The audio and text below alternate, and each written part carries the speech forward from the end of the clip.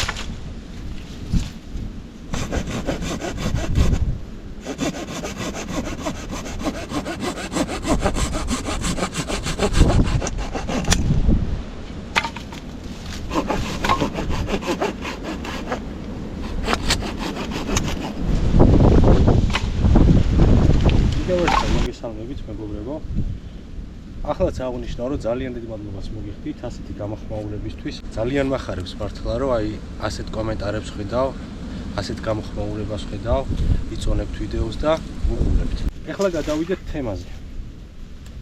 მოკლედ, ჩვენი თემა იქნება დღეს ჰიპოთერმია. ეს არის ძალიან მნიშვნელოვანი რამ, რაც უნდა ვიცოდეთ. ჰიპოთერმია არის, როდესაც ადამიანს ორგანიზმი გადაუცილდება, ანუ იყინება. ამის შემჩნევა ჩვენ შეგვიძლია რამოდენიმე, ასე ვთქვათ, სიმპტომით. ანუ ადამიანის ტემპერატურა არის 37 გრადუსი 36 ნახევარი სტანდარტულად. როდესაც ამ ნიშნულს ჩამოწდება, ტემპერატურა ამ შემთხვევაში უკვე იწყება ორგანიზმის გადაციება. რაც ძალიან საშიშია და თუ დროულად არ მივიღეთ ზომები, შესაძლოა ფატალურადაც დამთავრდეს.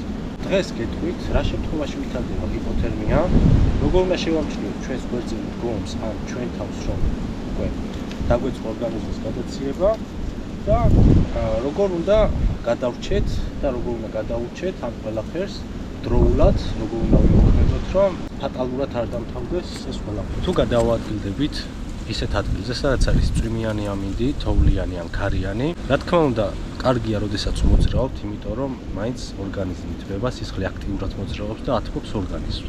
მაგრამ ეს ყველაფერი საკმარისი არ არის, როდესაც სისტემატურად ქარი გვხვდება სხეულზე, ან მუდმივად რაღაც წვიმის ქვეშ ვართ ან თოვლის ქვეშ, ჩვენი ტანსაცმელი თუ სველდება, ჩვენი ორგანიზმი იწყებს გაციებას. პირველი ნიშანი რაც არის, შევამჩნევთ, რომ გვეწყება კანკალი. ან ჩვენ, ან კიდევ გვერდზე მდგომ ადამიანს. კანკალი არის, როდესაც ჩვენი კუნთები ცდილობენ ორგანიზმის გათბობას. ეს არის პასუხი სიცივეზე. ანუ სხეული გადადის თვითგადარჩენის ინსტინქტზე. მეორე ნიშანი არის უკვე კანი არის ფერმკრთალი, ანუ თეთრდება რაღაცნაირად ფერს იცვლის. ეს არის პირველი ორი ძირითადი ნიშანი, რომ მივხვდეთ ჩვენ გვეწყება თუ არა ჰიპოთერმია, ანუ ორგანიზმის გადაციება. ჯობია სანამ გაუარესდება სიტუაცია, დროულად გადავინაცვლოთ უსაფრთხო ადგილზე, ნაკლებად ქარიან ადგილზე ან წვიმიან ადგილზე. ამ შემთხვევაში ხა მე წვიმისგან დაცული ვერ ვიქნები, მაგრამ შეგიძლიათ რაღაცა ხესთან ისეთ ადგილზე ადგილი მონახოთ, რომ ნაკლებად მოგვდეთ წვიმის წვეთები და შეძლოთ ცეცხლის დამთება. მესამე ეტაპი არის დაღლილობა და კონცენტრაციის დაკარგვა. როდესაც ადამიანი მიზეზური ხდება და კონცენტრაციას კარგავს. კონცენტრაციის დაკარგვა შეგვიძლია ამოვიცნოთ იმით, პირობითად, როდესაც სიცივეში იმყოფება ადამიანი, დაიწყებს იმის მაგივრად რაღაც თბილი ჩაიცვას, ტანსაცმლის გახდას.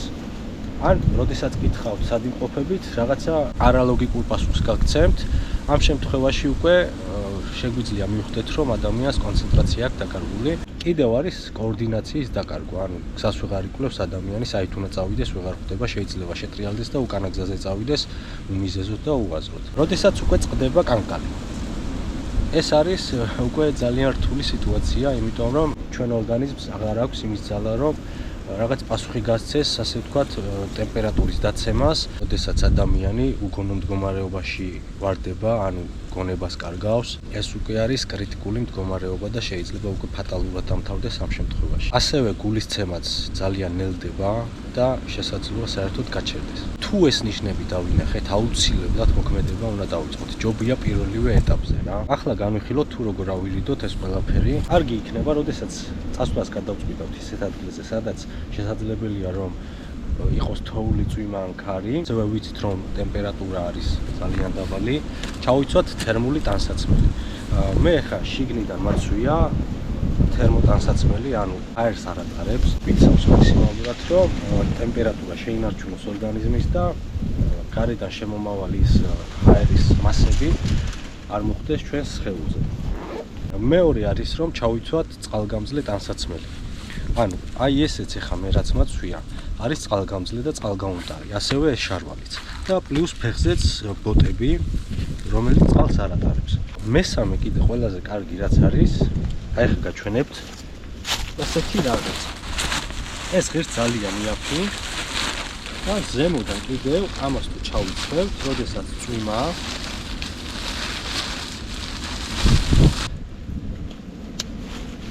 აი ესეთი რაღაც. ცელოფანივით არის გავსი ტიპის ტანსაცმელსაც თუ ჩავიცვევთ, უფრო უკეთესია რა.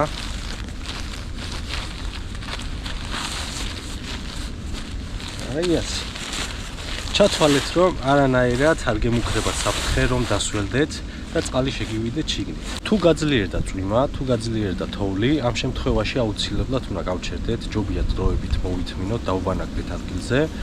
ვეცადოთ ისეთი ადგილი შევარჩიოთ, სადაც წვიმის წვეთები არ მოგვხვდება, ეს შეიძლება იყოს ხესთან ნაკლებად ხდება ხის ძირში, ნაკლებად ხდება წვეთები. ხოლო ქარის შემთხვევაში შეგვიძლია ესეთი ადგილი ვნახოთ, რაღაცა ორმოსავით, სადაც ნაკლებად მოგვხვდება ქარი. კიდევ ერთი მნიშვნელოვანი რაც არის ენერგია, აუცილებლად ჩვენი ენერგია უნდა შევინარჩუნოთ და თუ დაკარგული გვაქვს, აუცილებლად უნდა აღვიდგინოთ. ენერგეტიკული საკვები არის შოკოლადი. შოკოლადსაც შეუძლია რომ ენერგია აღადგინოს და დაგვეხმაროს ენერგიის აღდგენაში.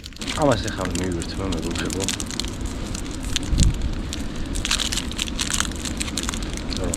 ეს საკამაო ენერგია გავხარჯე უკვე.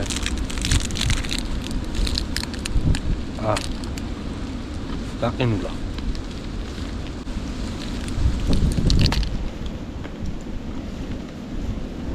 რას ვიზამთ?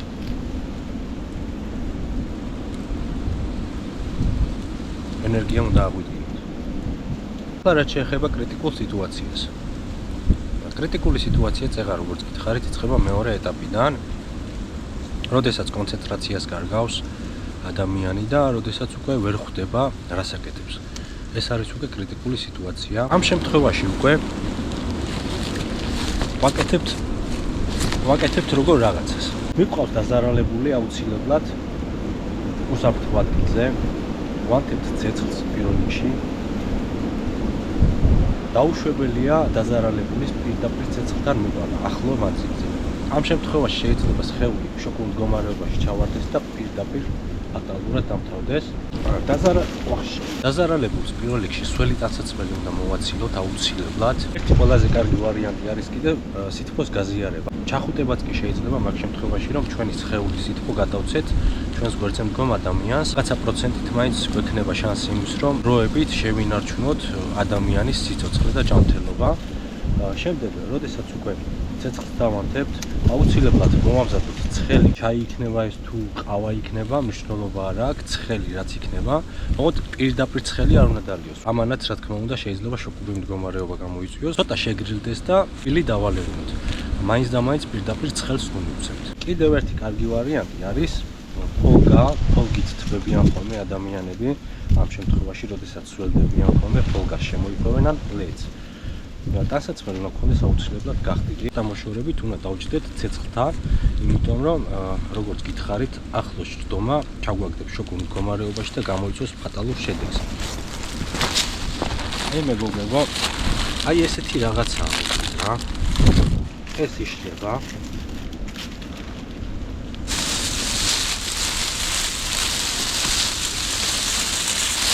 და გავეხვევით შიგნით.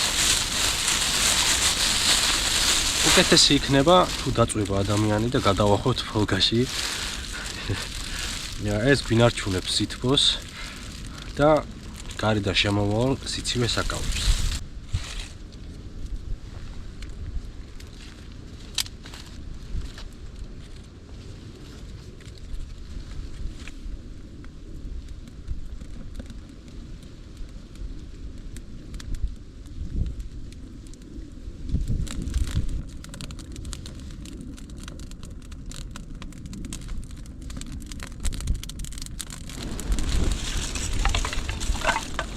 ესეთ ადგილებში მეგობრებო ძალიან კაია ქვებს თუ შემოულაგებთ, იმიტომ რომ ქვებიც ცვება და ესეც რა თქმა უნდა სითბოს გამოსცემს და ინარჩუნებს.